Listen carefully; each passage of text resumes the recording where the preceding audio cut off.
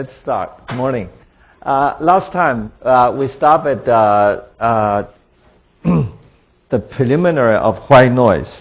The study of white noise is really important.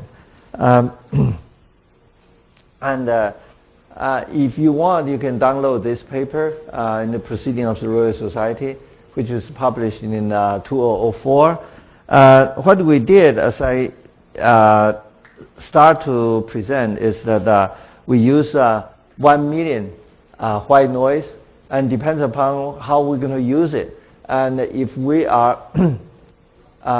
are using a spectrum, we're based on 200 realization, each one with 4,000 points. And if we do probability, we use 50,000 points. And the interesting thing, as I pointed out the last time, is that if you use this 1 million data points, and if you do EMD, you find that the mean period of each component is actually double each time, from 288 to 59 to 1198 to 2402. The difference is so small; it's only a couple percent. Yeah, and it's so precise that they double each other. And not only that, if you plot the spectrum of each, you find that the spectrum actually line up like this. Here, although I have to point it out, that you see this spectrum from one component to another in Fourier sense, they are not totally separate.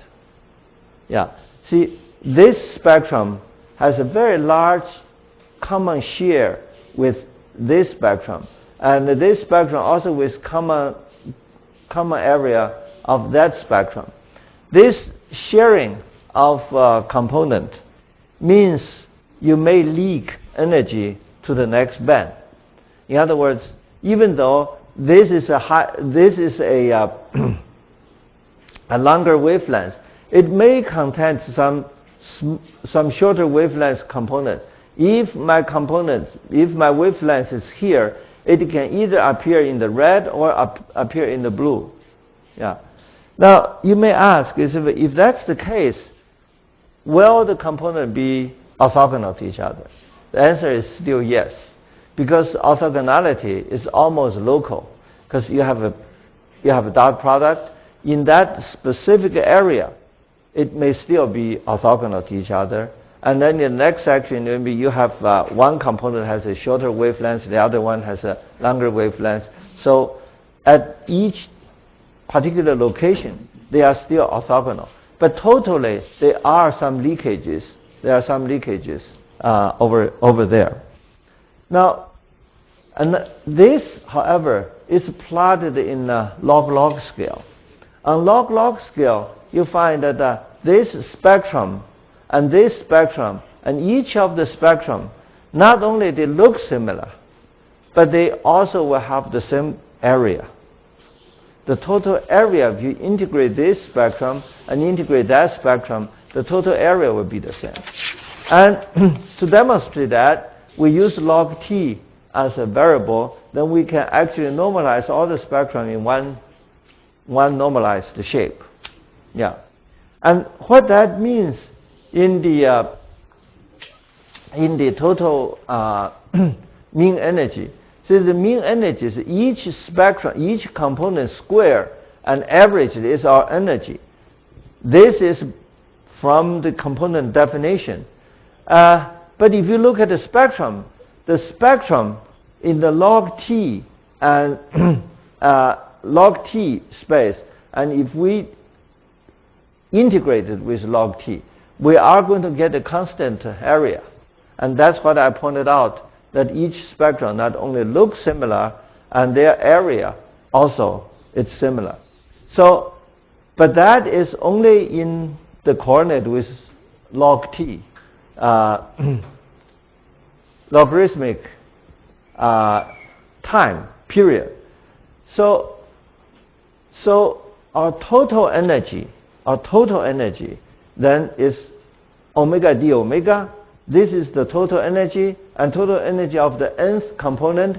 Then we can write the total energy equal to nth component integrated, And if this d omega, actually omega is 1 over t, so d omega is square root squared d dt. We make a variable change from omega to t, and then we make another change to t to log t, and then once we have log t, then we try to invoke mean value theorem.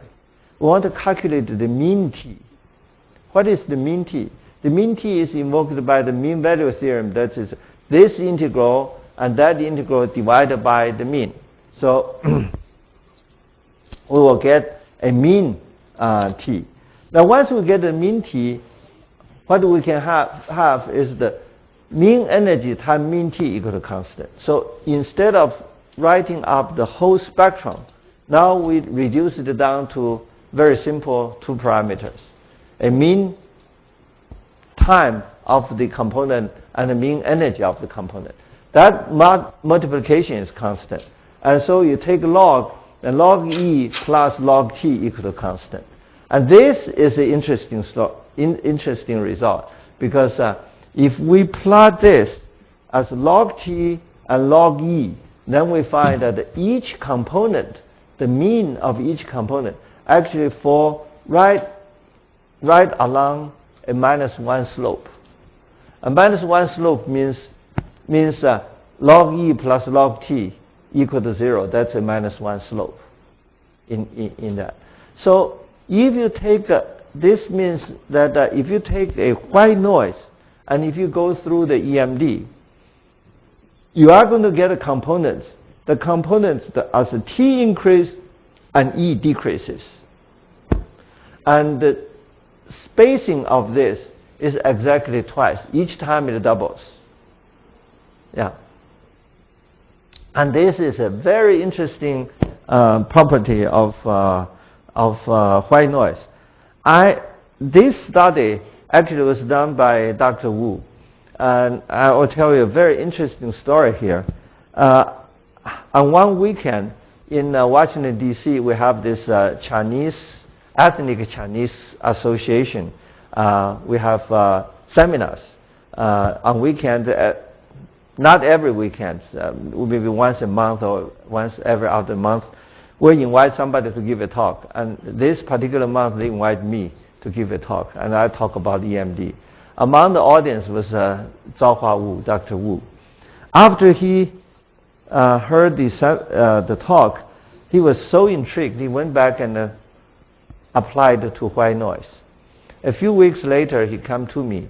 He says, look, this is what I did with white noise. It's a very interesting story. So he showed me this graph. I said, well, this is very nice, because this implied that the EMD is a dialectic filter bank, because we got this and that component is exactly twice the period. Therefore, I encouraged him to write it up. So he went back, and I never heard from him for about a year. Nothing happened. And meanwhile, after a year, I received a paper from Patrick Flandrin. Patrick is a very, very famous French scientist.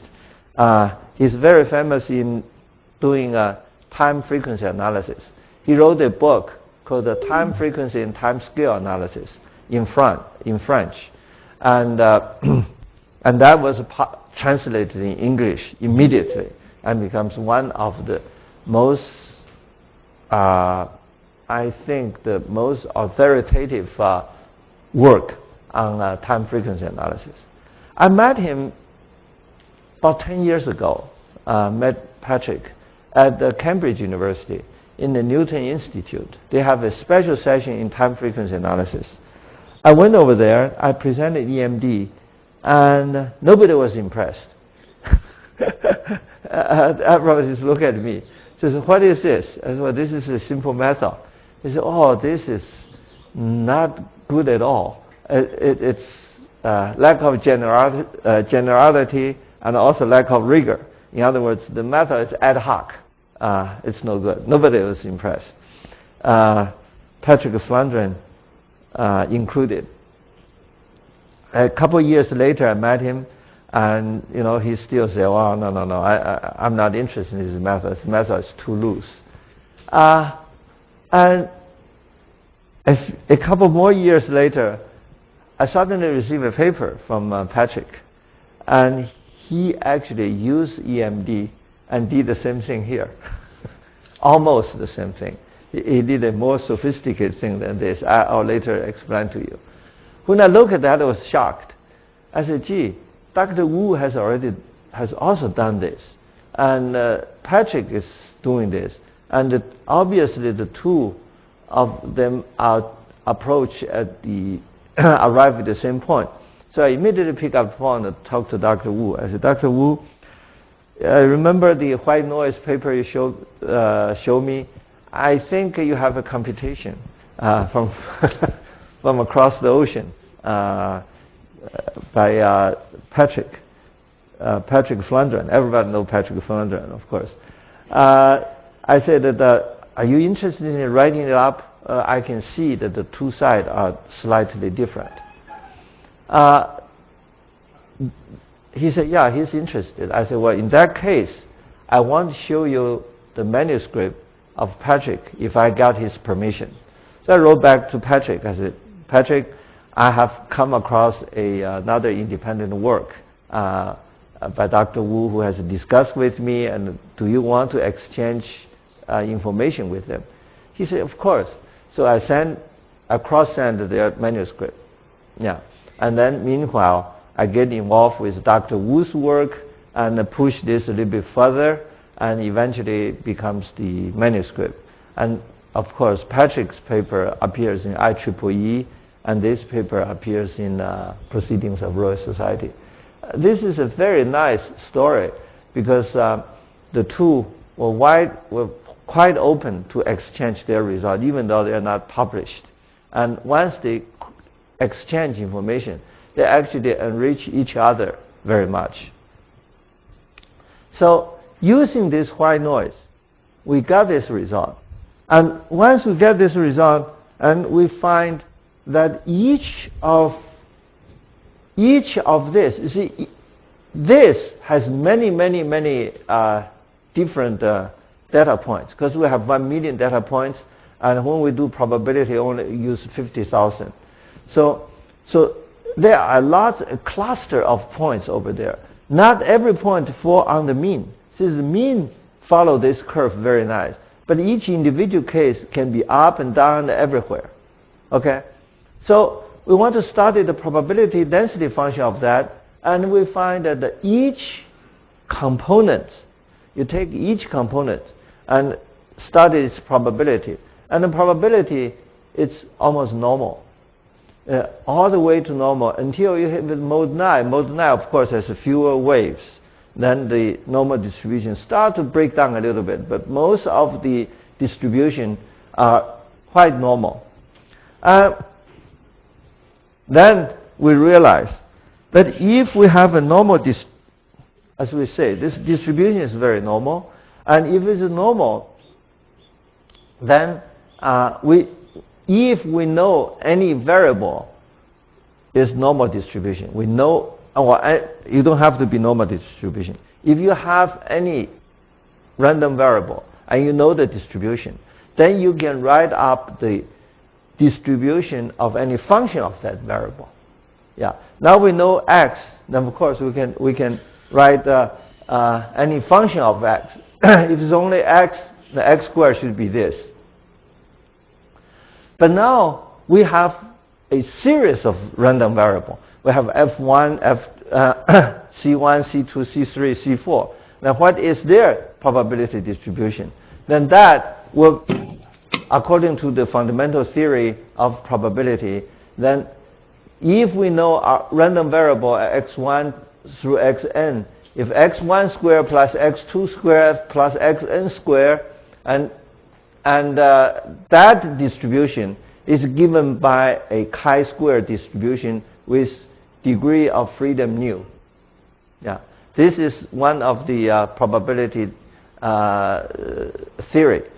What is degree of freedom? Degree of freedom means it's very simple. If I want to define a point in the space, this point can move freely. So I have a degree of freedom of what? A point is 3, x, y, z. But if you want to define a body, the body not only has a position, but it has a rotation. So I have to add more, so the degree of 6. So the degree of freedom means how much variation you can have. Typically, in a data strand,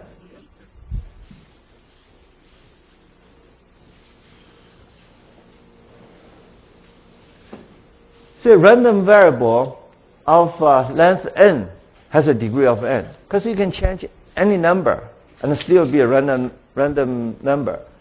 But if you do a Fourier analysis, a Fourier series, then Fourier series, you add a condition to it. So then the degree of freedom becomes less. So a random number of n, you reduce to Fourier, you're going to have n. So you're going to have half n of random components. Now in EMD, no one knows what is the degree of freedom of each component. So we propose for EMD, the degree of freedom is proportional to the share of energy. So we define degree of freedom as n times EI. It's the total energy of that component. Yeah. So if you have the degree of freedom, and then you can write, you can check. So this distribution indeed looks like a chi-square. Another look at chi-square. If we also say that the degree of freedom is degree of NE, then the probability density function should be exact this, and that checked out. If you have that degree of freedom, you have this. Okay, and once you have degree of NE, the total degree of freedom, then you ask, how about the degree? How about to get the probability of only n? So knowing NE to change the n, so this is dNE. Then you change this, you only find the random variable dE, so you get an extra n in front, and that's probability theory too. So the probability density function of E actually equal to n times this. Once we have that, then we will make a variable change. Let E equals to exponential EY, then Y becomes a variable. Then we can write this into the variable Y. And write the variable Y, you find that the Y, here you have Y and Y minus 1, and that cancel. Then you can write neatly as NE times Y minus E over E bar.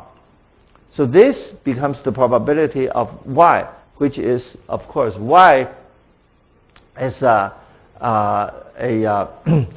log E. So with that, then we can have Y equal to log E and E equals to E exponential Y. As I said, that once you write this in, you simplify this and you get Y times NE minus NE. And then that becomes E over E minus Y. This is a probability density function. And because E over E equals to Y times, by definition, Y times minus Y bar. So you can expand this out in series as Y minus Y bar. Remember, Y bar is that mean line over the data. Okay, so so all of this is the manipulation of expansion. If Y is much less than 1, we can drop all the high order terms and get only this. So this becomes just exponential function along that, along Y bar. And that is really not what exactly we want. We want to find out a confidence limit of how much we can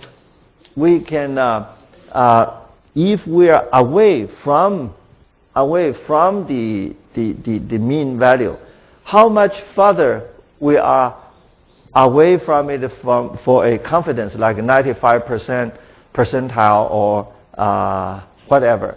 So the confidence limit is defined by integral, total integral over integration from minus infinity to that particular y value. And, and if we call that a limit, then we can define y alpha. This all all depends upon what alpha you use. For example, if we use this to be minus 2.326, if you put this y is minus, and that's minus that's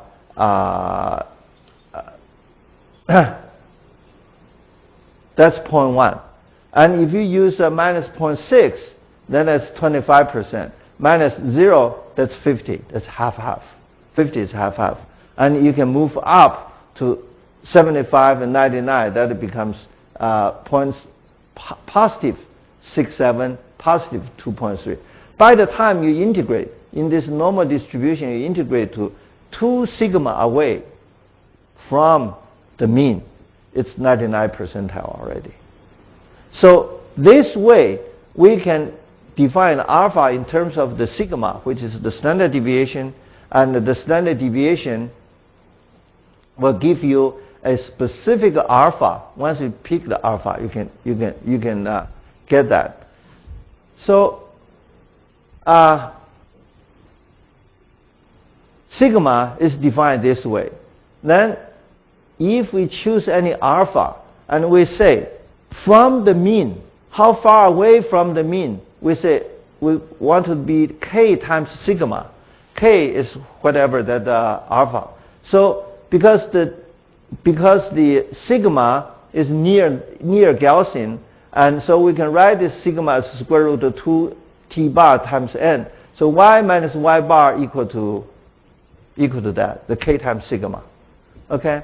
And once we have take k times sigma, remember log e plus log t equal to 0. So x equal to log t, y equals to log n, and we can also write this y bar along that mean. So y bar becomes minus x plus this t becomes e x square root to get 1/2.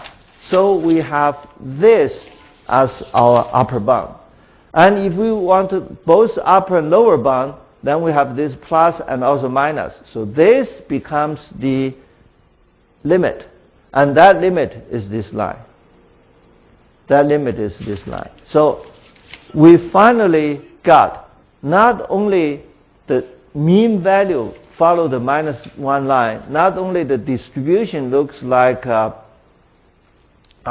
looks Gaussian, and the square of that looks chi-square, and we also have this upper and lower bound as a significant test. And this upper and lower bound represent 99 percentile confidence limit. In other words, if you take a white noise, and if you go through this, 99% of the time, this point is going to fall in these two lines. There are few points come out, but these few points is 1%. The 1% chance you're outside the line. Okay? And this is what we find it's amazing. That is, even though we use this only on white noise, but this actually offers a test for us to look at the data. If we have data and we analyze the data, and if all the points fall within 99 percentile, then we will say, well, perhaps it's noise.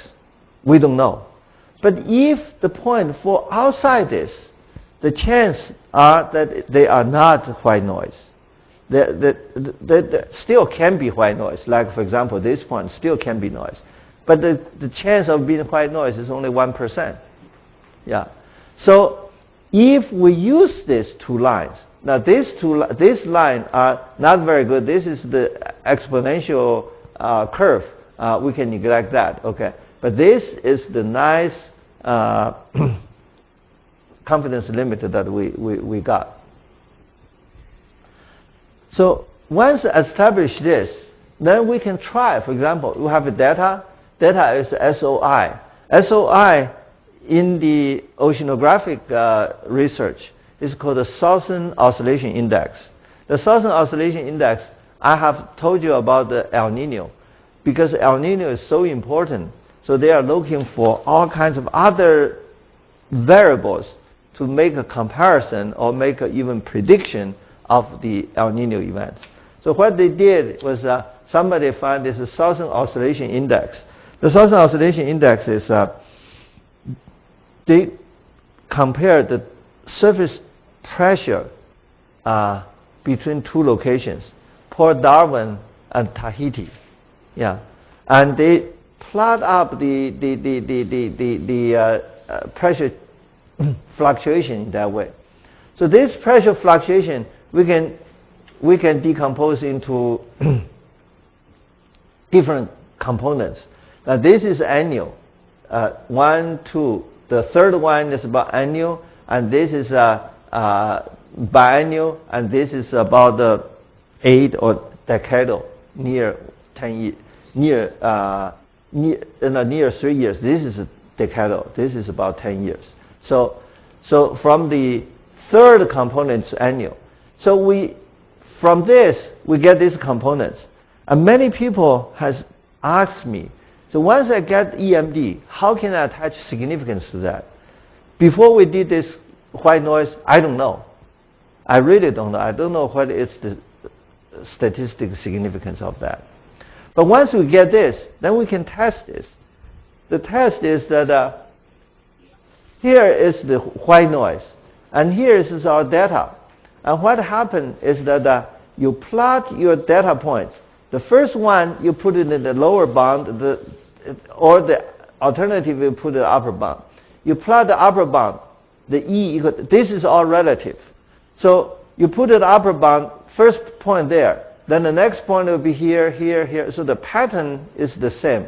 And then if you shift it down, the pattern is the same. You get two trend of curves.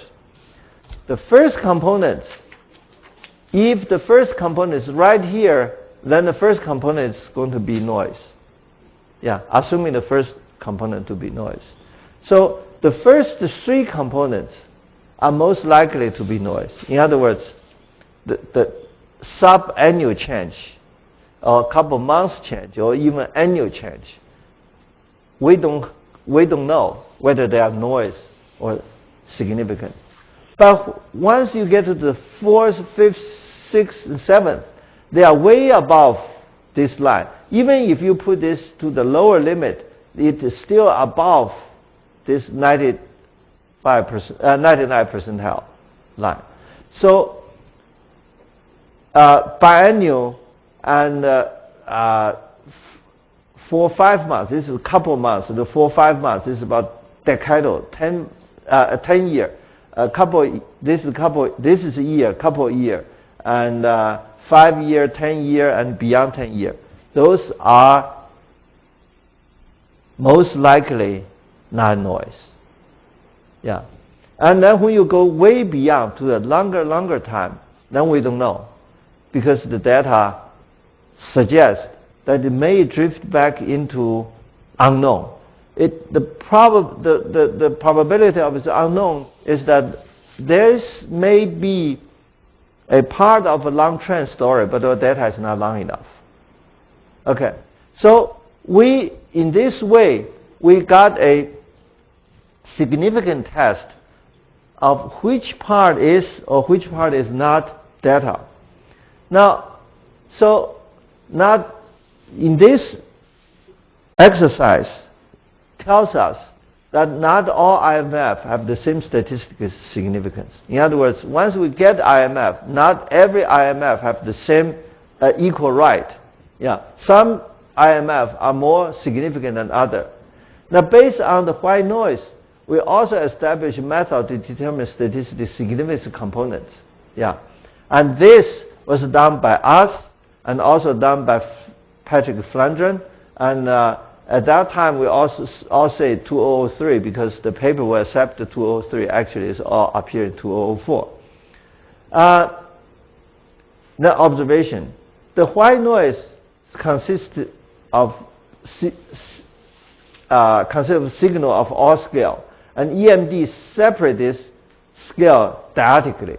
So white noise provide a uniform distributed frame time scale, twice.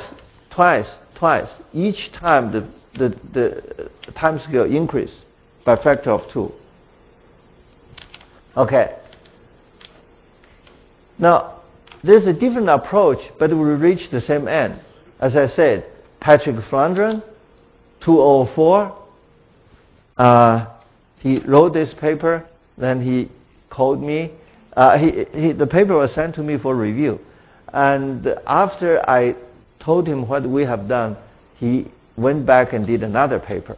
And the other paper appeared in the introduction to Hilbert-Huang transformation and its application. That's edited by me. Yeah.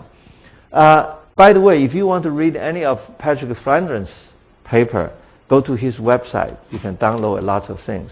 In fact, Patrick Flandrin was the first person that I know of post the empirical mode decomposition software on the web. When I was in United States working with NASA, many people asked me for the software. I told them I cannot give to them because NASA patented. But I always told people that if you really want it, go to Patrick's website. You can download the download the program. What Patrick did is slightly different from what we did. What we did, we just started with white noise. Patrick did not do that. Patrick started with what he called a very fancy thing. It's called a fractional noise. Yeah. What is a fractional noise? Fractional noise is that it's a continuous variable. It's a fractional noise if it starts at 0 with 0 mean and has a correlation function of this. This is the correlation. Correlation function means this x at t, x at s, multiplied with a t minus s separation, and the correlation function becomes t to the 2h scale, s to the 2h minus t minus h to 2h. Yeah.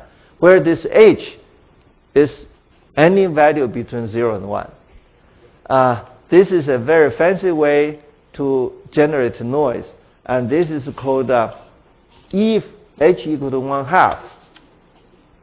If h equal to 1/2, the process is Gaussian. And if h is larger than 1/2, this is correlated. If less than 1/2 is uncorrelated. Oops, negatively correlated. Means this is a positive and this is negative correlated. So he did not study specific white noise. He actually studied this is the way that you can generate. If h equals to 0.95, you get a relatively smooth, that's high positive correlated noise. If h equal to 0.5, that's very near Gaussian. Yeah. This is the kind of noise that you can generate with this. And what he did is, again, he used 1 million data points. It's by coincidence, everybody likes the number million. And he plotted the spectrum of each component. What he finds is that the component actually, if the spectrum, this is again log, if the component is 0.1, the component is like a negative correlated. And if it's 0.2, it's still negative. By the time you reach 0.5, however, these components, the top of the spectrum, if you draw the top of the spectrum, it becomes flat. This is negative slope. This is negative slope. This is negative slope. Yeah, and until here it becomes slope equals 0. And when h equals to 0.6, then you have less and less short scale term, and you have more and more long term. Like a 0.9, what you show, it's very smooth. That means you have less high frequency component. You have more low frequency component. So what he finds is that for 0, for white noise you have 0. For other noise you have different slope. So what he did What did he say? Look, if I have EMD, I can use EMD to tell me what's the color of the noise. This is white, and this is red, and that's blue. So he can tell the color of the noise. That's his intention. Yeah. And not only that, he did this very, very similar thing. He collapsed every spectrum into one form. He says this spectrum has universal form. Okay? And the slope of this give you H index. So he can use this as a criteria to look for the components, whether they are, this is the number of atom number 1, 2, 3, 4, 5. That's all he did at the beginning. But then later, when he found out what we did in 2005, so he went and did empirically and plotted 95, 99 percentile. This is the mean, and he plotted the 99 percentile lines. Yeah. So he find that, yeah, indeed, this agree with what we have done. Not only that, in 1995, he also used this as a criteria to try to find out which one is the signal. Like, for example, he gives a signal like this, and he find that here I have a component that big, I have a component this big. And if you plot the signal along the model, then you find that this component stand way out, and that means signal. It's the same idea as we did, except that he did it empirically, and additionally, he also studied delta function, and he found that delta function also follow this straight line, and not only that, the delta function is really a wavelet. Patrick is a wavelet guy. He studied wavelet. The most of his work was on wavelet, and that's why when I first approached him, he said, "I don't need anything. I have wavelet. Wavelet is so versatile." Yeah, and later he found that this is actually cubic spline wavelet, but it's adaptive, and that's what the wavelet cannot do. Yeah, and now Patrick is a firm converter to to EMD. If you go to his web, and you will find that he has a very prominent display of EMD method, and he is one of the person I have the highest respect, and he's very, very good. Yeah, any paper that he did, we should study. Yeah, later we'll refer back to his other works. So now we see that we studied white noise, and we find white noise actually establish a dielectric scale for us. If you have noise, then you are going to have component number 1, component number 2, component number 3. They're all separate. The effect of adding white noise was investigated independently by Gledhill. Gledhill in 2003 wrote a PhD dissertation at the University of Southampton, and his advisor is Essex. They did a very interesting study with EMD. What they did, they are in Department of Chemistry. They are not physics or mathematicians, they're in chemistry. What happened was that they did a contract trying to study the molecular dynamics, try to design new drugs. Specifically, the new drug they want to define is something for the mad cow disease. Yeah, they want to investigate along that line. What caused mad cow disease? In medicine, there are only, before 1950s, there are only 2 causes that you can get sick. One is that you get a some germ. Yeah. The other one is you have chemical or whatever trigger to change your body. So there's nothing, a germ or virus, just two-way. And in 50, I forgot this guy's name, a very smart biologist went to New Guinea to study a strange disease in the natives. This native will develop a neurological disorder. Suddenly they cannot even walk. They cannot control their motion. And he went there to study that and found out this native has a very strange custom. The custom is that when your relative or your parents died, instead of bury them, they actually cook the guy and eat it. They eat the whole body. Cannibalism, 吃人的. And not only eat the body, they eat every part of the body, including the brain. Yeah.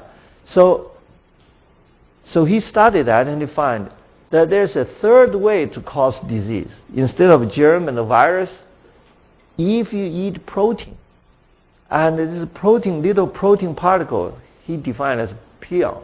And this pion may get into your brain and lodge into the molecule and jam the molecule and make the presentation of the protein totally different. So then your brain protein changed. Yeah. So he discovered that and he got Nobel Prize for it. Yeah. And why we have mad cow disease?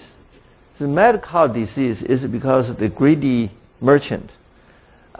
We raise cow. The cows are vegetarian. You eat grass, you eat grain.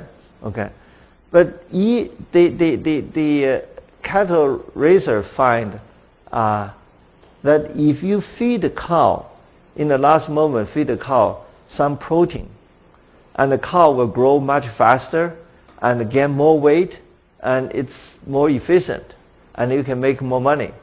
So they say, well, where I can find all this protein to feed the cow?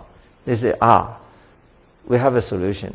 In the butchery, you kill the cow, and you only sell the beef. Whatever is left, the brain, the intestinal, the whatever, they all get ground up, dried up, and mixed into the feed and feed back to the cow. So the cow were eating their cow parts, including the brain parts. And that's how they get the disease. So these people were trying to look for the molecular dynamics. They say the molecule, each molecule, if you look at this atoms, the atoms have different structure all connected together. It's a very, very long chain. And this molecule, this atom is not sitting there steadily. They're in constant motion, vibration. Okay? And their angle, they have a different way to attach each other. And if a small protein particle, it's a very, very tiny particle, get into this, it may jam certain joints and make the vibration impossible, and so the protein changed. So they want to try to find out the particle, to investigate the effect, to investigate which part of the molecule is weaker, that is prone to change. And to do that, the chain is very, very long. It's very difficult. And they've been using wavelet, they've been using other methods. Nothing works. And based on his advisor, Gethill's advisor, Essex, he says one week he went to a wedding and meet a friend. His friend says, "Oh, why don't you try HHT?" So he come back and try HHT, and that becomes his dissertation. The paper was later published. But when he tried HHT, he found that HHT is quote unquote not stable. Depends upon the stoppage criteria used, you can get different answers. So what he did was he started to investigate adding noise. He started, yeah. Let's see what he did. he started to investigate adding noise, but he has one assumption. That is, his basic assumption is that the correct result is the one without noise. That's intuitively, that sounds right. That if I have a data, it's clean data. If I don't add any noise, then I should get the correct answer. But if I add noise, then I will not get the correct answer. So the correct answer, correct answer is the one without noise. So then he defined a parameter called the discrepancy. The discrepancy is that the correct answer, the reference answer, the difference between the reference answer and the perturbated, the signal, I add a little bit noise. Okay, so I get a perturbated. The difference between perturbated and a reference, I square rooted, plus or minus, it all becomes positive. And add it all, take the mean, that becomes a discrepancy. And that sounds very intuitively very nice. So he started to do that. And when he did this, this is what he found out. The amplitude of white noise he add. He will add amplitude of 1/10,000, 1,000, 100, 1/10, and 1. This is the noise that he add. And this is the discrepancy function as defined previously. So if we add white noise to the whole data strand, you'll find the discrepancy starts very, very small. If you have a point 1/10,000 and 1,000, even to 100, it's still small. And by the time you reach 1, it's already get sizable, but still discrepancy is less than 10%. And if you add more, then it just shoot up, and it becomes 30, 40% discrepancy. So this is what he found out. He says, if you add more noise, of course, then the discrepancy is going to increase. Okay. Then after that, he says, what if I only add the noise to the first 10%? I don't want to add to every part. I only add to the 10% of the data. If you add the 10%, then the discrepancy, of course, by the time you get 1,000, it starts to increase. And it will stay relatively the same until the end. It increase a little bit. But notice the scale. The scale here is 0.02. This is 0.1. 0.02 is here. So if you only add 10%, my total data length is 1. I only 10% of the data add noise. The discrepancy is much, much smaller and stay pretty relatively uniform to less than 1% until your noise reached 1. So this is what he studied. Not only that, he even studied this. He just keep on adding noise and calculated the discrepancy and put the logarithmic amplitude. What he finds is that if I add very little noise, then this data is very coherent. If I add more data, then the discrepancy, of course, increases. That's we know already. But you also get a cluster of totally very, very different answers from the original. Okay, this means that your data can either be separate this way or that way. All of that were actually caused by severe mode mixing and whatever, and it caused totally separation of this. So he, after he did this, he concluded that the method is stable. It's relatively stable if you add a little bit noise into it, and it's okay.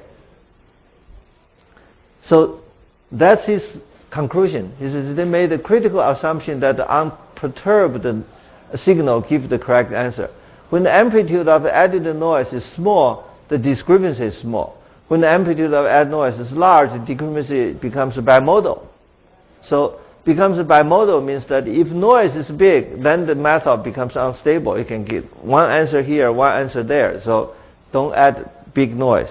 That's their advice. And that is basically what they have done by adding noise. Now we'll see how we are going to do it. We have to add another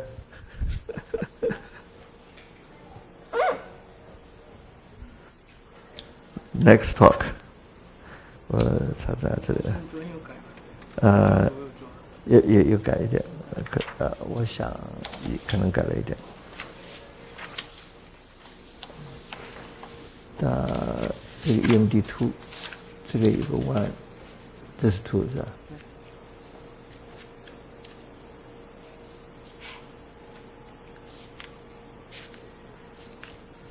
改的很少啊。Oops， 可以啊。Okay, now we have. Let me review for you what we have done so far. We've done so far is that we've shown that the white noise has a certain characteristic, and if we add the white noise, what happened to the data? Now we're going to combine the two into how we're going to use noise to help us analyze the data. This is the ensemble. Our big conclusion, deviate from the previous, is that the true answer is not the one without perturbation of noise. The true answer is the one that with the perturbation of noise, not without. This is the deviation. What we have, philosophically what we have, is that no experiment can be totally noise-free. Okay, so each experiment will have some noise. Now, what is the true answer that we got? So the true answer we got is that you have all different noises, and then we add all this together. Then let the noise cancel each other, and what's the mean, the ensemble, give us the true answer. So, but we don't have all different experiments. So artificially, we add noise to whatever data you have. Now, that has one drawback. That is, the original noise in the data we cannot get rid of. That's part of your data. So we have the original theme. It's already built into the data. We cannot get rid of it. Yeah. But other than that, in the decomposition, the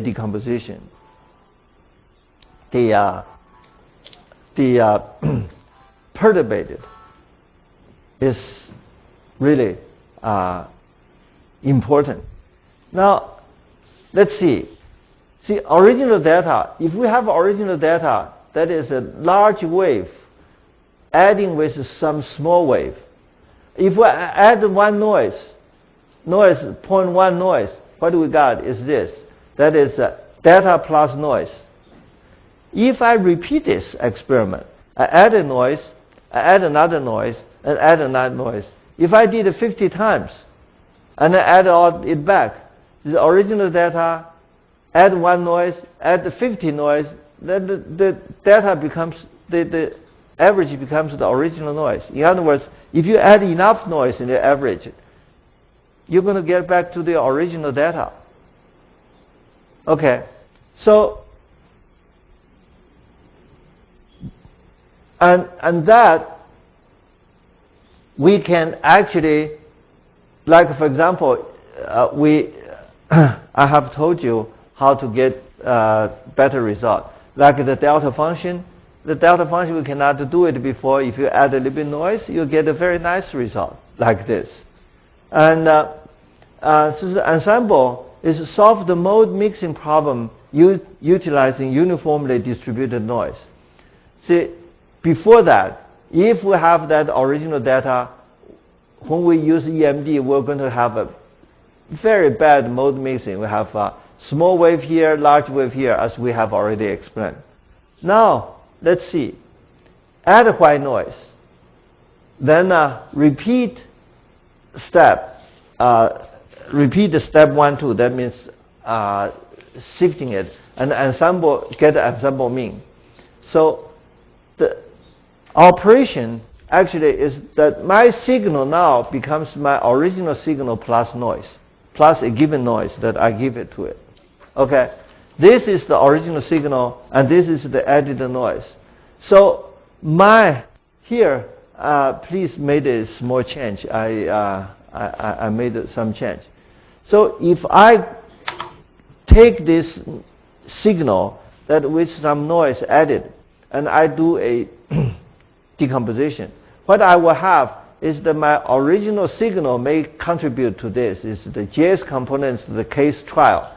Then that will also have the noise that I put it in, depends upon the magnitude of the noise.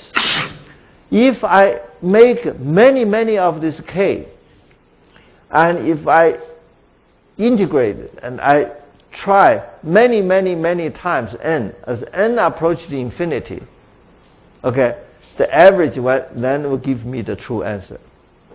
So each individual trial is a component come from the signal and a component come from the noise.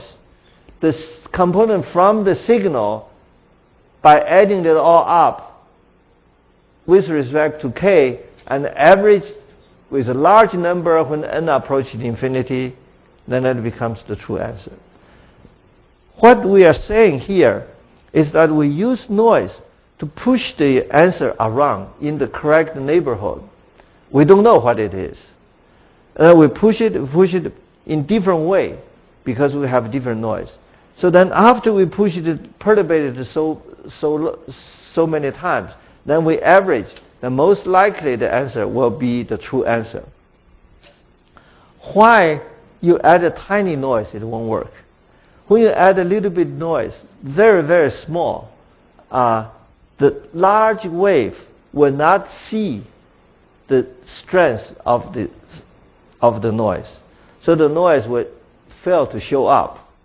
So if we do this, then we are going to get an answer. Then the answer, we find a discrepancy. The discrepancy is that the expected number, the mean number, minus each individual. Each individual is different from the mean. We find the mean, and in other words, we calculate the standard deviation of all this different trial. Then we get that delta. This delta is the discrepancy. This is the definition of the discrepancy, just as they define. And what we find is that depends upon the number of the ensemble. The influence of the noise is decreasing as square root of n. Yeah. If you add a noise of say 0.1, and if you try 100 times, square root of n is 100 times is 10. So your influence becomes 1,000. This is the standard mean approach. So, and if you plot this out, you find that indeed the discrepancy, the error, actually increase as a function of the number trial you get. This is the theory, and this is the components that we try. It's not exact along this line, but the trend is right. In other words, the discrepancy indeed decrease as a function of the total number of ensemble you use. So having tried this, then we'll illustrate this. Of the previous sine wave with a few small perturbation, what we did was that the first components come out, it's almost total noise. The second component, you start to see some wave suggesting small wave, but this small wave appears in different locations. Yeah. And this large wave miraculously appeared clean, relatively clean, but there are some leakage over here. Okay? This is only one try, one try. But if you add a noise, add 10 times, add a noise, do it, add a noise, do it, then you get a very clean large wave. Previously we have problem getting the large wave out. Now we get the large wave out. And not only we get large wave, the small wave appeared in two components. These two components are not totally orthogonal. Yeah. So if you compute orthogonality, they are very poor. So what you do is that in that case, you combine these two as one component and treat this as another component. Then you have the whole decomposition. So after that, you have to check, see which one is right. And this is 10 times. This is 100 times. The 100 times, becomes more clear, the small waves. Yeah. And so we, however, can also do this by intermittency. So you use the intermittency, you immediately get that out. And then you get a little bit left over, and then you get this pretty nice. Yeah. So we have two ways. We have, you can use intermittency to separate, you use ensemble. Now here, we use ensemble. Previously we said we got the terrible mode mixing problem. Now with a little bit noise, we get rid of the mode mixing. And that's amazing. Now we have these two methods. Which method should we use? This, as I said at the beginning, is subjective. You have to select the scale. And the scale, in this case, it's easy to select. In other cases, it may not be possible to select. Okay? But we will compare the two. Actually, the two looks very much the same. This red one is the component difference between truth and mean of truth and mean. So the true answer is just a pure sine wave. Then you can see that this with intermittency, we get a very nice result. Then depends upon how many times that you use use ensemble, you have different noise. And if you calculate the difference of the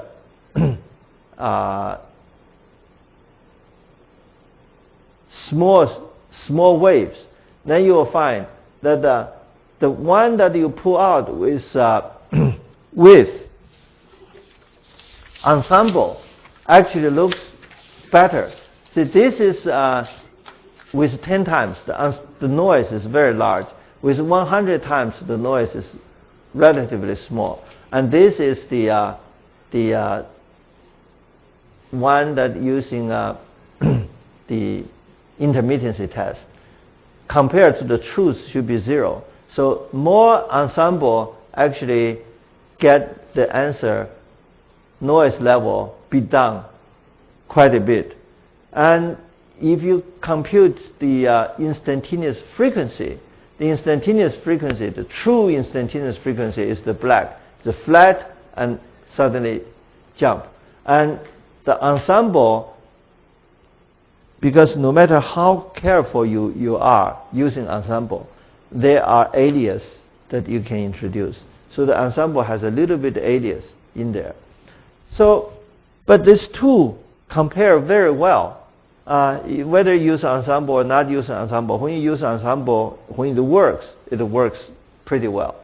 But the problem is when you may not be able to make it work. And that's when we have problem.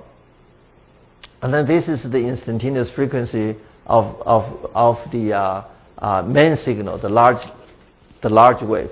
You find that because of the ensemble, because of the intermittency, you actually introduce a large anomaly of the frequency. The frequency is should be the constant like this. Anyway, so From the numerical comparison, we find that the intermittency example, you can see that the ensemble can generate IMF with comparable quality. Yeah, we may not say that the one is better than the other, but the quality are very similar. The more ensemble in the average, we actually improve the confidence of EMD. The main advantage of the ensemble approach is that we do not need to determine the intermittency test criteria. And this is important. The intermittency test, if you have the if you have the wisdom to always select the right one, then it works well. But if the intermittency has a continuous scale, like in turbulence, it's not possible to select any scale. Then the only way that you can do is that you will let it go dialectically, like the program did. And that has a problem. That is, the result you pull out will be a constant and some signal, and a constant some signal.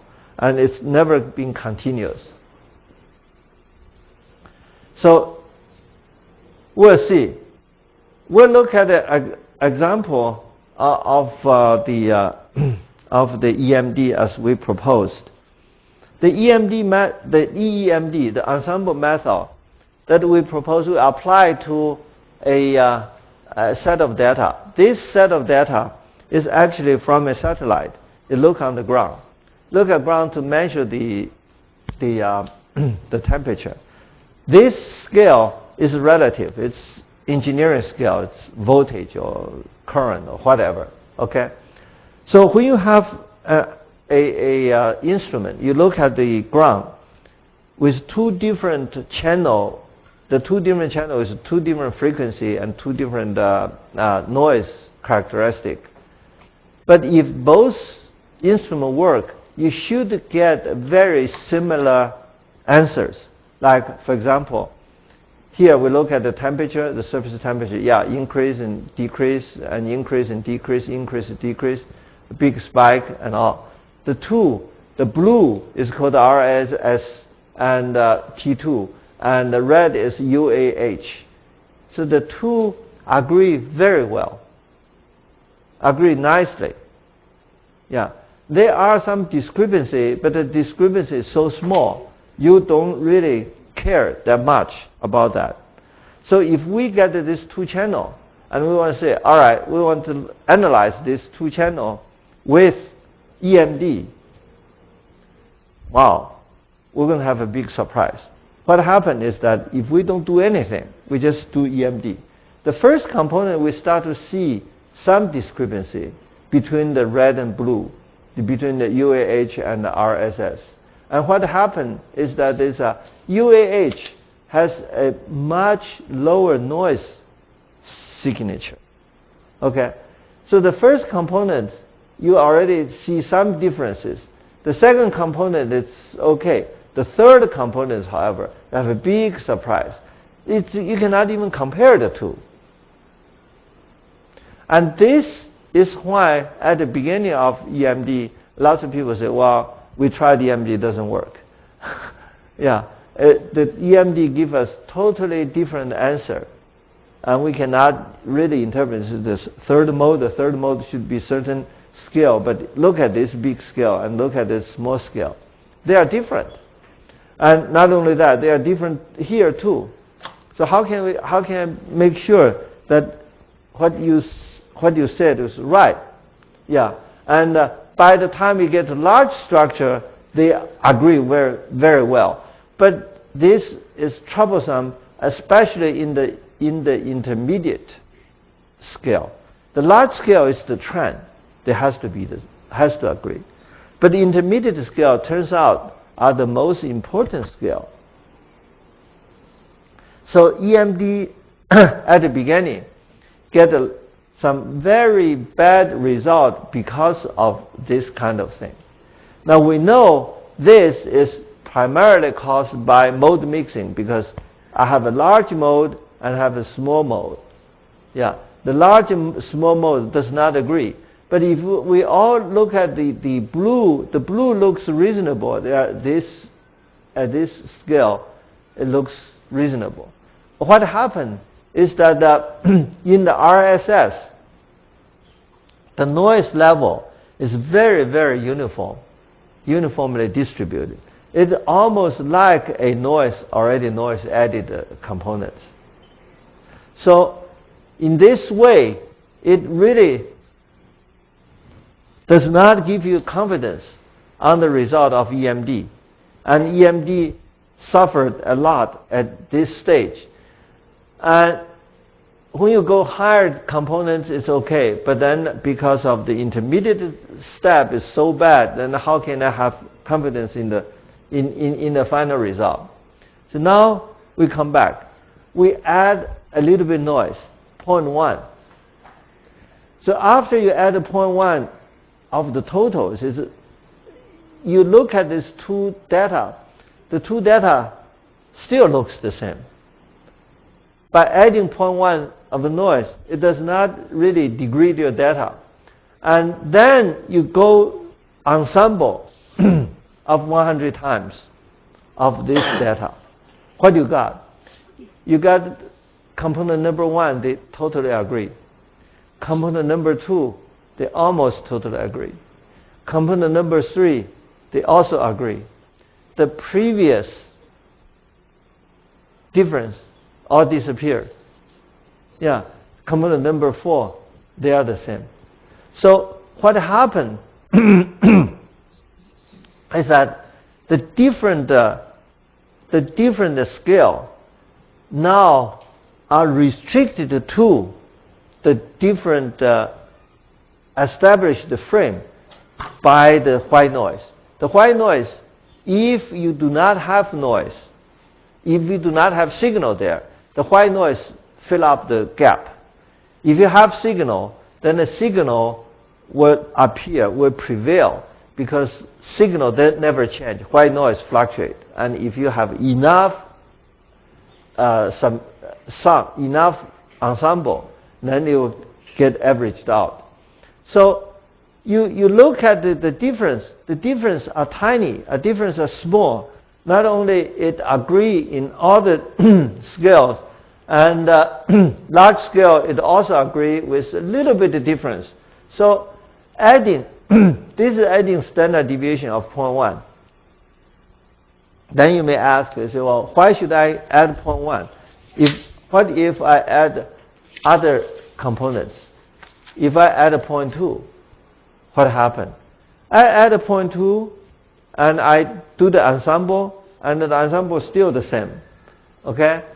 So you add a 0.2, you find that the answer is about the same too. In other words, once you have noise, the noise perturbates your answer at the neighborhood of the correct answer. And by the time you sum it all up, then the contribution of noise will be cancelled out, will smoothed out. And what left is the true noise, the true signal in the original data. Yeah. Now, whether this data still contains certain noise or not, we cannot tell. This data may contain whatever it is in your original data. Okay. But this method, the EEMD, is not to find out the imaginary truth. What this will find out is whatever the truth in your data, whatever scale in your data. So we cannot make assumptions as, with ensemble EMD, we don't care, we can be sloppy in your experiment and we can still get the right answer. That will never happen. Yeah. What will happen is that if you are careful, if we add noise, the noise will sort out, will separate your signal into the correct components. And the correct components will all agree with each other with very nice scale separation. So this is the case that we have 0.2. and the longer scale, again, we still have this. This may or may not caused by the N effect. Then here, we have C 0.1, I have shown 0.2. Here, we go all the way. We have the blue curve is the one without noise. The red one is with 0.1, the green one is 0.2, magenta means 0.4, this black means 1. We can add noise to 1 RMS of the signal. Imagine 1 RMS is huge because the original signal fluctuates a lot. You plot it all together, you find that they all agree very well for RSS. Why they agree very well for RSS? Because RSS has a pretty uniformly distributed noise already. In other words, the instrument characteristic does not have a lot of intermittencies. Yeah, so it's already very nice. So all this agree. If occasionally it does not agree, it appears here. All the other colors all agree except the blue. What is the blue? The blue is no noise. Yeah. So here we can see that the assumption by Gledhill say that the signal without noise is the correct answer. It's really not correct. Yeah. If you don't add noise, there's no perturbation, and there may be intermittency and maybe other reasons that make your original answer stand out, and only the original answer stand out without the perturbation. Now we're going to change. We're going to look to the UAH. UAH channel has a very non-uniform noise characteristic. Yeah, and you see here again we have 0.1, 0.2, 0.4, 1 RMS, and they're all plotted together, and you can immediately spot. So which one is really stand out? This one really stand out. This one does not belong to does not mix with any other components, and all the other components all mixed together, and this is the one without noise. So if we have data and we assume that the one without noise being the correct one, then we're going to treat this as the true answer, and that's not the true answer because that does not compare with all the other perturbated value.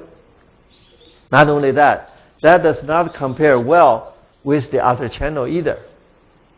Yeah.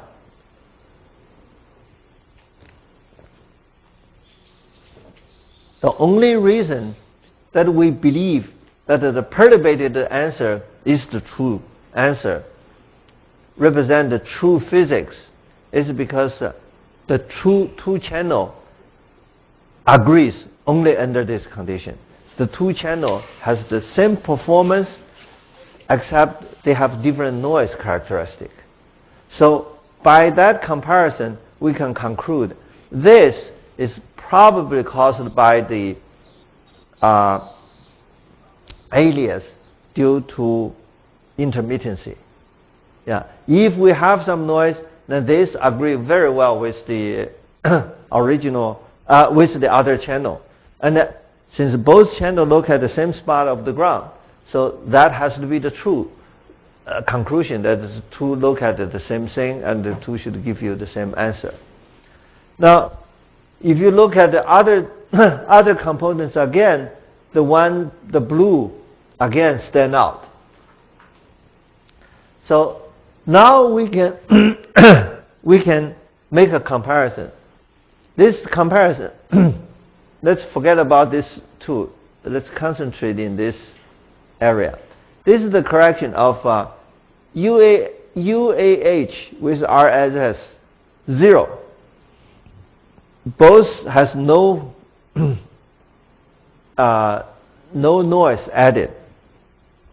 What happened is that without any noise added, the correlation of the first component is almost 0.9. The second component is still respectable 0.8 something.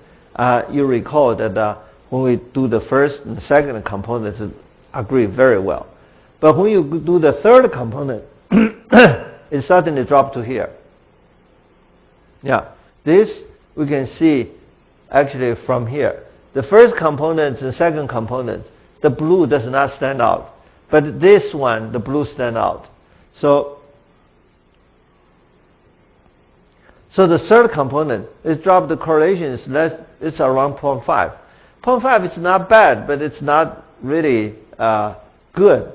And not only that, this is 0.5, and fourth component is barely a little bit more than 0.6. And it increases to the higher components, eventually get very nice. But if we add 0.4 with the noise at 0.4, what happened is that the first one decreased a little bit, because the first one, remember, the white noise we add, the maximum component of white noise is the first component, right? So at here, our signal has the smallest strength, but the white noise is the largest, and white noise is totally uncorrelated. Okay, by adding that, we reduce the correlation from 0.9 to 0.8. We suffer a little bit in the first component. Yeah, this is always true. The first component, the noise is so high, so it downgrades the first component. But the second component is already improved. The third, the fourth, the fifth, the seventh, sixth, they're all above 0.9. So once we add the noise, the correlation between the two channels is almost right on. Like that, it's 0.95 or even more. So your correlation becomes so high, that means the two channels indeed seeing the same thing and report back the same thing. And it's based on this we conclude that without noise, it may not be the truth. Especially in their case, they conclude that they add a small, infinitesimal, this their way. You add a small noise, it's better. It turns out add a small noise, it's not better.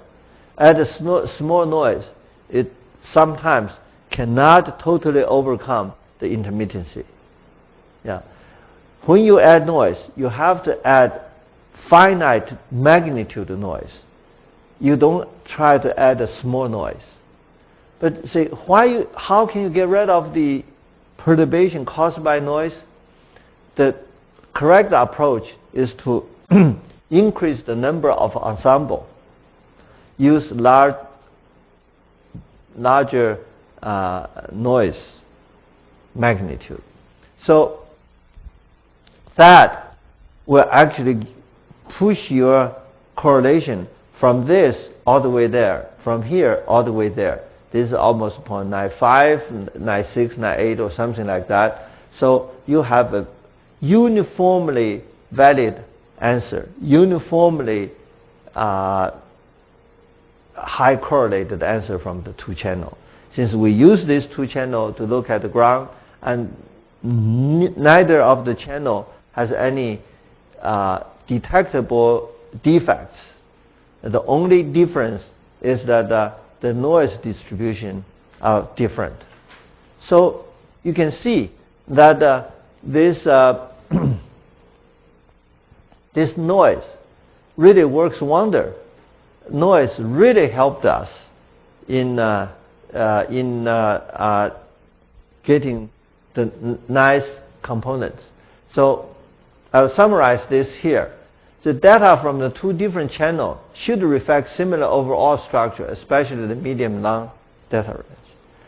We all look at the same. The two channels, when you plot it together, they agree.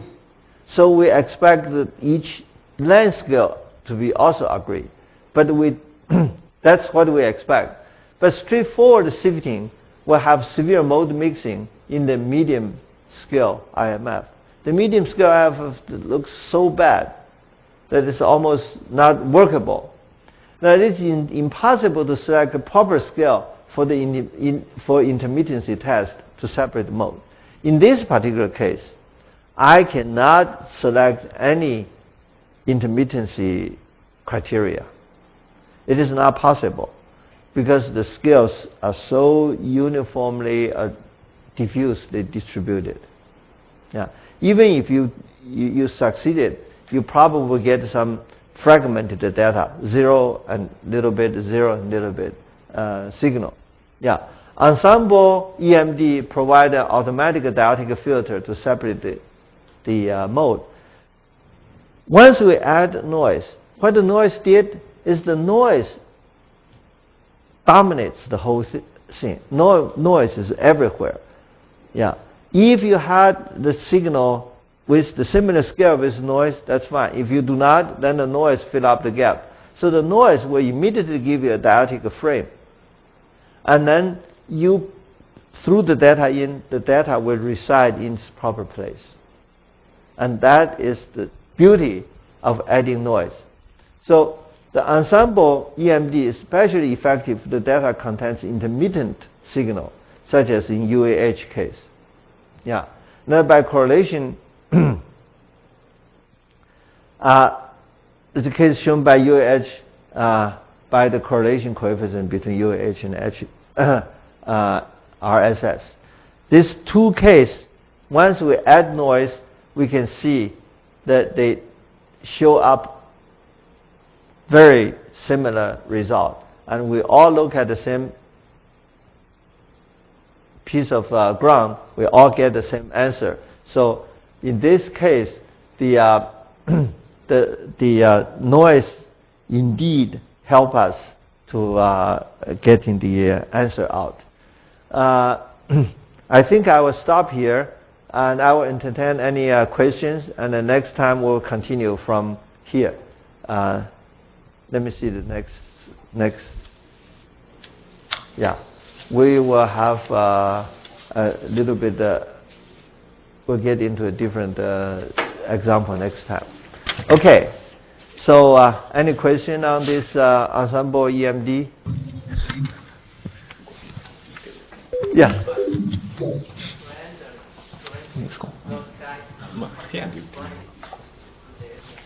Which one? The French? Cubic. Cubic, nature spline. Yeah. And go back to the you doing the study of the white noise. The mean kind of become big. You know, the range of mean become bigger for the component, the high number component. Can I speculate that because of time, is that if you like the noise or something can amplify through the EMD? That's in the last maybe it's here. So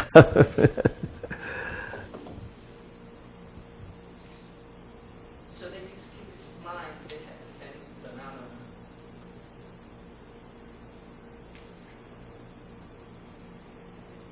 phenomenon. It should be here.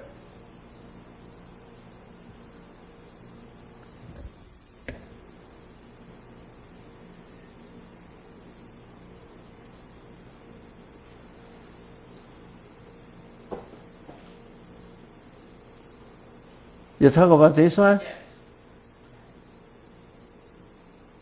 If you like the north, somehow you mean it can spread out. Yeah. What you mean this spreading? Yes, because you keep using the spline to do that kind of fitting, and then something just becomes bigger and bigger. No. The reason that it get bigger and bigger is because you get less and less wave. You see, your scale is so big now. Okay, you only get maybe 3 or 4 waves in the whole distribution. Yeah. Keep looking at that. There's more wave in the middle. Yeah. Yeah, well, here, see that in the statistical study, if you have a random signal, okay, a very crude way to talk about the degree of freedom is how many waves you have. Each wave is 1 degree of freedom. So here, your degree of freedom is so high, and here the degree of freedom is decreasing. It's decreasing. So the number of waves is decreasing by a factor of 2. Right? This is twice that long. This is twice that long. So your degree of freedom is keep decreasing. And the degree of freedom concept is it's not very well. It's not as at least to me, it's not as rigorously defined. When I present this at Caltech to the geophysics people, we had a half-hour discussion on degree of freedom. Then I think finally everybody agreed a measure of degree of freedom is the number of waves. Yeah. If my data has only 1 wave, it's 1 degree of freedom. Just like a Fourier, I have only 1 wave, it's 1 degree of freedom. Okay. You have 2 waves because our waves are different frequency than Fourier. So our wave has 1 wave. The second wave is maybe totally different from the first. So I have another degree of freedom. So in this case, we have a very, very high degree of freedom here. And so it's very tight. And I have very low degree of freedom. And the spreading is almost dyadic. Yeah. That's the explanation. It's not because of not because of spline, no. Okay. This is one way to measure the degree of freedom.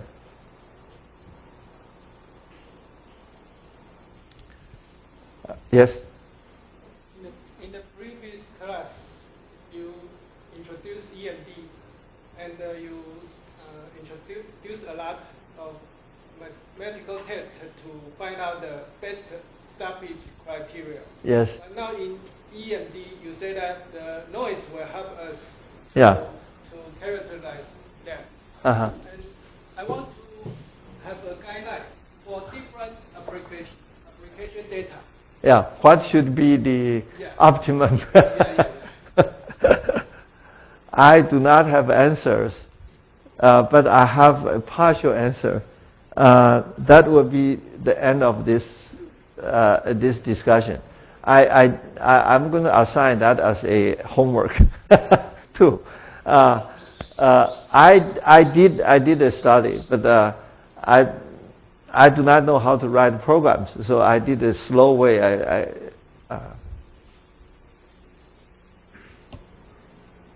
Oops.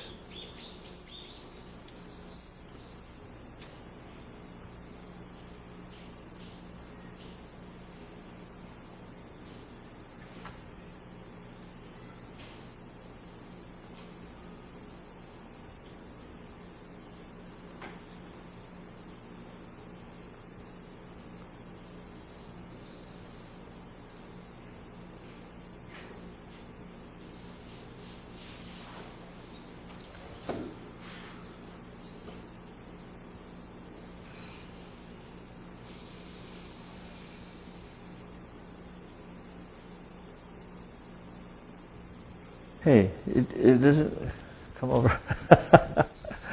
Could you move the arrow all the way to the end? Okay.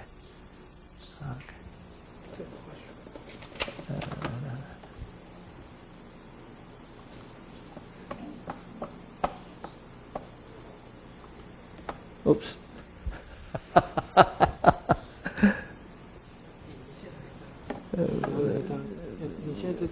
我点了，它这个滑鼠标放哪去了？好，这下面啊，这张。好。Yeah. See, I did study the noise level, and the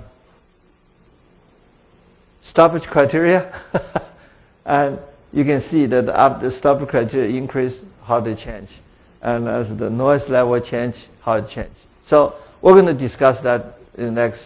And this is only one part of the answer. This is not the total answer. And I will assign you as a homework to finish this, to fill up the gap. Okay? So we will discuss that. And hopefully by this we will find if not the optimum value, an optimum trend of values for us. Yeah. Because we are using different kind of data from different sources. So yeah. we want a standard procedure to operate. If you have a standard procedure, it's no longer adaptive. Because we must satisfy a lot of people's view. Right. So we must I believe that you will not find a answer. You will find the direction of the answer. Okay, the trend, not a number. So stop criteria is 3 or 5 or whatever. You will never find that. Yeah. So we will discuss that at the end. Once we finish this, we'll come to this discussion. Yeah. Here I use noise to study. This is a sensitivity study of white noise. Okay. Thank you. Any more? Excuse me. Yes. This is Tokyo, and I have one question about white noise. Yes. I don't know why the mean period of white noise become double each. What's that? Mean of white noise becomes? Mean period of white noise become double each. Twice. So at first, so you talked about the mean period of the white noise. So maybe each scale the mean period is twice and twice and twice. So he want to know why the mean period will be such kind of double. Why EMD is a dielectric filter? In other words. Yeah. I don't think anybody know, and this is actually part of the reason that we want to get the mathematicians involved. They can interject some rigor in it. The only answer that I can give you is that based on again, this is based on feeling. Okay, the procedure is to take up and maximum, minimum, and take the average, the mean. So each component actually get half of the previous. If you go take any unit value and take the mean, the component gets half of the magnitude. And the next time you get half of the magnitude. And that's why in the random noise, you may get a dielectric. Each one get half. Yeah, that's the only justification or the rationale that I can think of. Strictly speaking, why exactly is dielectric? That's a very curious thing. That's why both Patrick Flandrin and us published papers. Look, this is dielectric. Yeah, and also based on Patrick's study on the wavelet, what he did was he studied the wavelet, and he found that if you have a unit pulse, that's a delta function, the wavelet actually looks like a dielectric filter, cubic dielectric filter. And that's his rationale based on the delta function. The delta function can be reduced back to a wavelet, and that wavelet has no difference from a cubic spline wavelet with dielectric property. Yeah. But neither of the justification are foolproof. So it only gives us a general guide, say that it it happens to be dyadic. Okay, and we have to wait until. Thank you. We have to wait until mathematicians prove it beyond doubt. Right now, it's a curiosity, it's a nicety that we got. But I think the firmest proof is provided by by Patrick, and he called EMD as a dyadic filter bank. Yeah, empirical dyadic filter thank bank. You. Okay? Yeah, Thank you. Thank you. Right. Okay. Bye-bye. The class is dismissed. Sayonara. Oh, by the way, next